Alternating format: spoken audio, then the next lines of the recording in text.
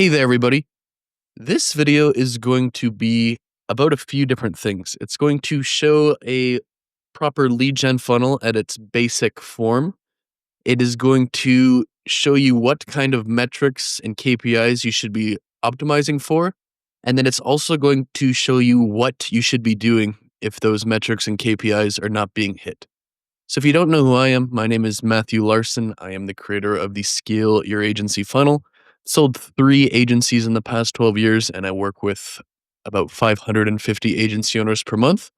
This is the funnel that I teach inside my program, and I have 12 free trainings in my description where you can download for free if you're interested in that.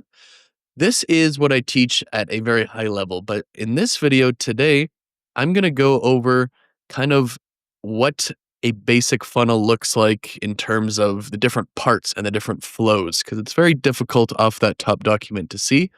But this is going to be the most basic funnel that you'll see in any niche, any business, any industry, or anything that has to do with you are generating leads to book a call. This could be for you or your client. So I have 5 points up here that I'm going to talk about. And the first one is when we see this, and let's go over it, you have your ad and your content generally. I put a content to the opt-in page in a lead magnet. And if they opt in, it goes to a page with a VSL. Then on the VSL, they click an apply button, which takes them to a form. The form will determine whether they're unqualified or they're qualified. If they're unqualified, they'll go to a page that has a downsell. Maybe that's a course or a program, or you have an actual downsell service, or maybe it's a webinar or whatever. If they are qualified, they'll go book a call. And when they book a call, they'll be on the thank you page with more information. The sales call will take place, and then the follow-up will come up. So whether they go into this lead magnet or the form, they're going to go to get a welcome flow, which nurtures them. If they book a call, they're going to get a pre-call flow, which does that. And if they go on the call and they don't buy on the call or with 1 minute after, they're going to start receiving a follow-up flow. The thing that I want to make clear here is that we really need to have the entire thing, not 50% of this thing, not 75% of this thing, not 90%, not even 99%, not even every single thing except one. Because if we don't, it's kind of like if you had every part of a car except the steering wheel. It's just not even useful anymore. Like, what are you going to do? Just hit on the gas and just go? No, you're not, of course. And it's the same thing with the most basic funnel. Even if we had absolutely everything except let's just say something obvious, except for the follow-up flow, upwards of 90% of people aren't going to buy on the call or shortly after. We are very, very going to inhibit the ability of this funnel to do its job. If we have everything but the welcome flow, they're not going to be nurtured enough or not going to get the information they need to make a decision to even book the call. If you don't have a downsell, for example, 90% plus of people in some funnels are going to be disqualified. Depending on the traffic source, we're going to miss a lot of monetization. And you could do that with any single piece in this funnel. I would estimate that you could set all of this up within 5 to 10 hours of work. And most people have been in business for years and they haven't even done that.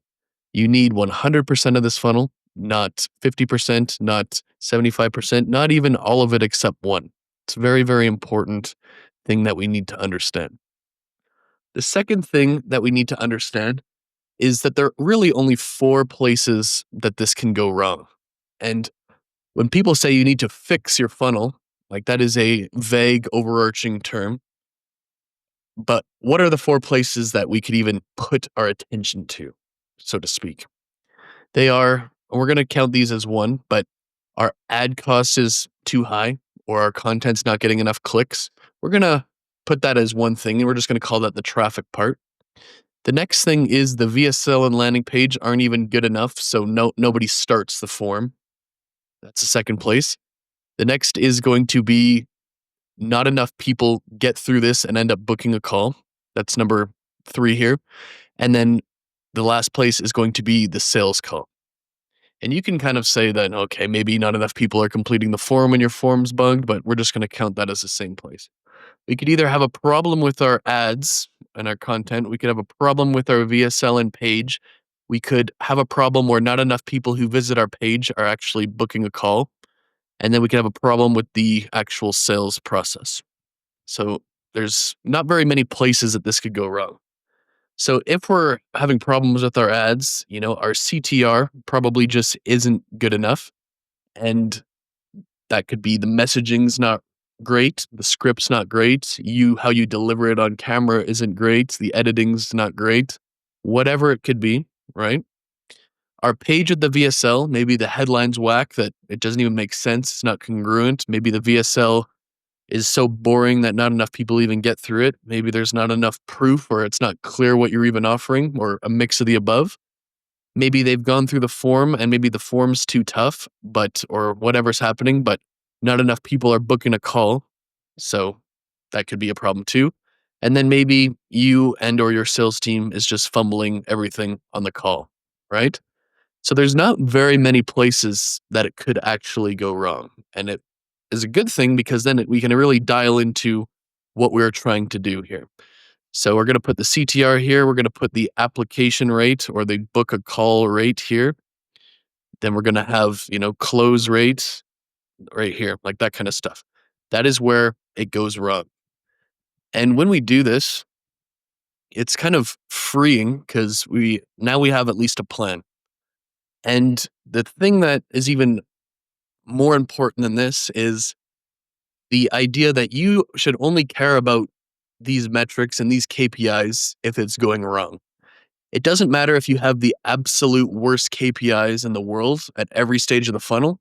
If you are hitting your target CPA and you're making sales, it doesn't really matter. Like I'm going to provide guidelines in the next step, but if you are getting a good enough cost per acquisition, then you don't change anything, in my opinion. Because everything we talk about here only exists in the context of troubleshooting. If there's nothing to troubleshoot. If it ain't broken, we don't fix it, right? So what are good metrics for each? So basically, the things that I really look for are 3% outbound CTR, and that's outbound, not just all. 3% outbound CTR. That will usually get you a very good click-through rate. As you scale, this is going to go down because your audience is going to go to a wider and wider amount of people that are less and less ideal, so to speak, and that's natural. But when you're sending 100, 200, 500, maybe even up to 1,000 per day, which most agencies, it's kind of going to be the max for them, 3% outbound CTR is an example of really good messaging in your ad. The next is 70% or more of people who hit the landing page start the form. That's a very good thing too, because that ensures congruency and you're just, that is an example of your messaging in your ad resonated, your landing page is congruent and the messaging resonated. And now we are hitting the right target audience going through the form. The next is a very, very strong ad campaign gets about 10% of people who click on the page to book a call. So we're going to do a 10% call booked rate. So if we have 1,000 people hitting the page, 100 calls would indicate we have a very, very strong funnel going on here. And anything below that probably could be increased. Then the final thing, when we're talking about outbound ad traffic, a 20% close rate is going to be what we're probably going to aim for. You hear a lot of people say that they're going to have, I have a 50% close rate, 70% close rate. First off, I would say that's probably not true. But if it is true, that means their pricing is way, way, way, way, way too low. When you're doing this, anytime you have, let's say, a 30% close rate or more, you're almost going to want to increase your price by 25, 50, even 100%. Because we're going to make a lot more money by getting a lot of people for a much higher price even if it's a 20% close rate than we will at a 50% close rate at half or a quarter of the price. You really want your close rate to not really be more than 20% because that means you can increase your price. And when you have increased price, you're going to get more revenue for basically less clients. You're going to get way more profit for less clients. That means you're going to have to hire less people, less fulfillment, less closers, less managers, have less software, all that other costs. And it really, really is going to lead to a more profitable and scalable agency. A lot of the advice here about metrics and stuff are usually in the context of info products, and that's fine. Those are like, if you're running this funnel, you should watch and you should buy info courses and direct response courses and watch YouTubers and read books about it because these direct response marketer types are the best in the world at that. You probably wouldn't take their advice for anything else, but in the context of building a funnel, for sure. But what a lot of those people kind of fail to take into account is when you're running an agency or a service business specifically and not an info product, you can't just scale it endlessly. Like, okay, well, we should just 5 times spend.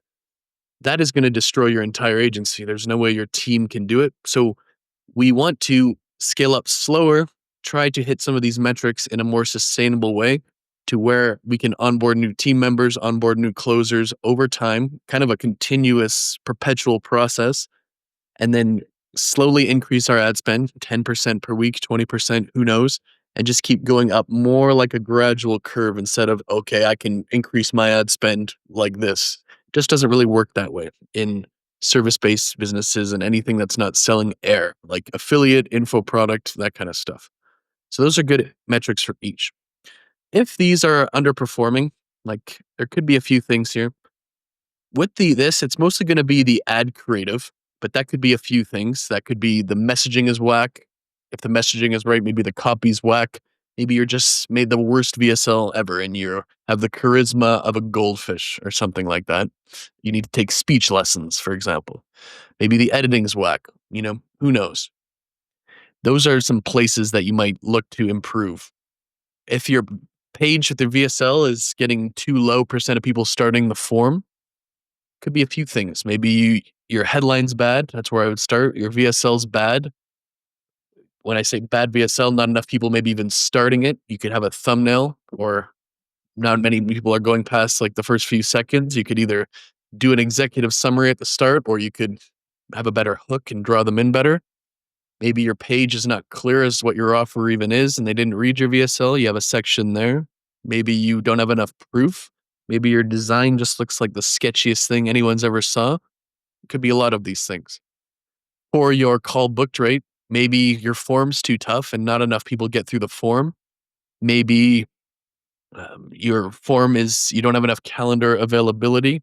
Maybe, there could be a lot of this stuff. And then the close rate and the sales call, that could be maybe you didn't prime them enough for the call. Maybe you're not running retargeting ads to show them what they need to know. Maybe your show rate's not good enough and you need to have reminders. Maybe you're just fumbling the introduction of the call and setting a bad first impression. Maybe you're not clear about what you offer. Maybe you don't close them or overcome objections properly. Or even after the call is over, you don't follow up effectively or enough or at all. There's only a few places that you could really mess this up or there's only a few places you could improve, but there's tons of subcategories and sub improvements in the overall buckets. And it's very, very important that when you're doing this, you narrow in to like maybe a lot of these could be messed up, but there's always going to be one place that's more messed up than the others. So maybe your ads are the most messed up and you spend a month fixing them and now they get a great cost per click. They're targeting the right person, your pixels conditioning. Okay, now maybe your call booked rate is the problem. Now, and then we're going to go focus on that. So it's kind of one perpetual game of whack-a-mole. What's the biggest problem right now? Let's fix that. Then something else becomes the next biggest problem. And then you just keep going over and over and over. When you're doing an agency or service-based business, you want to do this in a sustainable way. You don't just want to 10x your ad spend and destroy your entire company.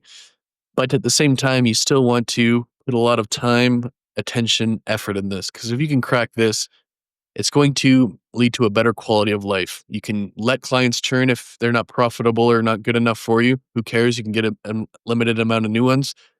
You can just disqualify people who you can tell are going to be annoying to deal with right on the call. You can do a lot of stuff when you know for a fact you can get as many clients as you want because your ad funnel is perfect. So I hope this video shows you where you need to focus on, and I hope it was valuable, and I'll see you in the next one.